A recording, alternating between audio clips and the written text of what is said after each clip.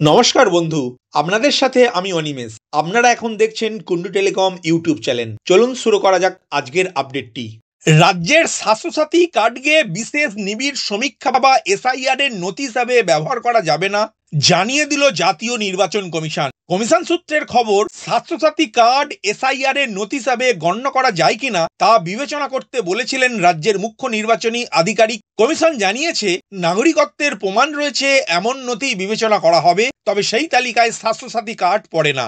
গত বুধবার সব রাজ্যের সিইওদের বৈঠকে বসেছিল নির্বাচন কমিশন। সূত্রের খবর, সেই বৈঠকে কমিশন সিইওদের জানিয়েছিল, এসআইআর এর জন্য নির্ধারিত 11টি নথির বাইরে আরো যদি কিছু নথি নাগরিকত্বের প্রমাণ হয় তাহলে তা কমিশনকে জানাতে পারেন তারা। সব রাজ্যের সিইওকেই সেই কথা বলা হয়েছিল বলেই কমিশন সূত্রের খবর। তবে আপাতত সুপ্রিম কোর্টের নির্দেশে শুধুমাত্র বিহারের জন্য দ্বাদশ নথি হিসাবে আধার কার্ড গ্রহণ করতে পারবে নির্বাচন কমিশন। সংবাদ মাধ্যম সূত্রের দাবি, পশ্চিমবঙ্গের সিইও কে রাজ্য সরকার প্রস্তাব দিয়েছিল যে স্বাস্থ্যসাথী কার্ডকেও এসআইআর এর নথি হিসাবে ব্যবহার করা যায় কিনা তা দেখতে। সেই বৈঠকেই রাজ্যের তরফ থেকে দেয়া সেই প্রস্তাব তুলে ধরেন রাজ্যের সিইও। কমিশন সিইওর কাছে জানতে চায়, এই স্বাস্থ্যসাথী কি নাগরিকত্বের প্রমাণ? তখন সিইও জানিয়েছিলেন, স্বাস্থ্যসাথী নাগরিকত্বের প্রমাণ নয়, তবে তা রাজ্যবাসীকে দেয়া হয়। কমিশন তখন জানিয়ে দেয়, নাগরিকত্বের প্রমাণ হবে এমন নথি শুধু এসআইআর এর নথি হিসাবে গণ্য করা হবে।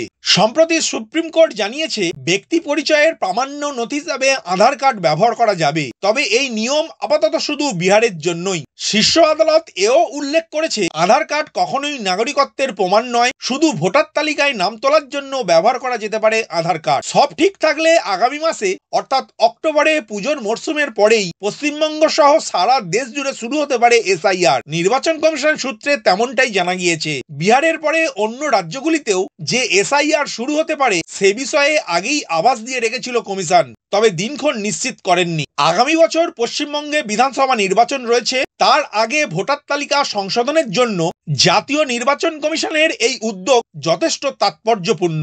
এর আগে 2002 সালে পশ্চিমবঙ্গে শেষ এসআইআর হয়েছিল। 2002 সালের এসআইআর অনুসারে তৈরি ভোটার তালিকা আগেই প্রকাশ্যে এনেছে জাতীয় নির্বাচন কমিশন। রাজ্যের মুখ্য নির্বাচনী আধিকারিকের দপ্তর থেকে এলাকাভিত্তিক সেই তালিকা ওয়েবসাইটে ইতিমধ্যেই প্রকাশিত।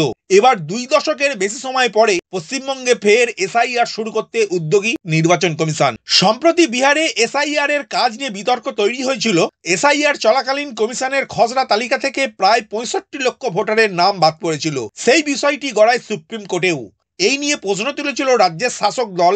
এই সূত্র ধরেই রাজ্যে যখন এসআইআর প্রক্রিয়া শুরু হবে, সেই তালিকায় 11টি নথির সাথে রাজ্যের স্বাস্থ্যসাথী কার্ডকেও অন্তর্ভুক্ত করার প্রস্তাব দিয়েছিল, কিন্তু নির্বাচন কমিশন জানিয়ে দিয়েছে, স্বাস্থ্যসাথী এসআইআর এর নথি হিসাবে গণ্য হতে পারে না। ভিডিওটি প্রথম থেকে শেষ পর্যন্ত দেখার জন্য ধন্যবাদ। এই ইনফরমেটিভ আজকের আপডেটটি আপনার বন্ধু ও পরিচিতদের জানাতে বেশি বেশি করে শেয়ার করবেন, আর অবশ্যই কমেন্ট করবেন ভিডিও সম্বন্ধে আপনার কোনো ডাউট বা জিজ্ঞাসা থাকলে, এবং আপনার কোনো মতামত জানাবেন। ভালো থাকবেন, সুস্থ থাকবেন।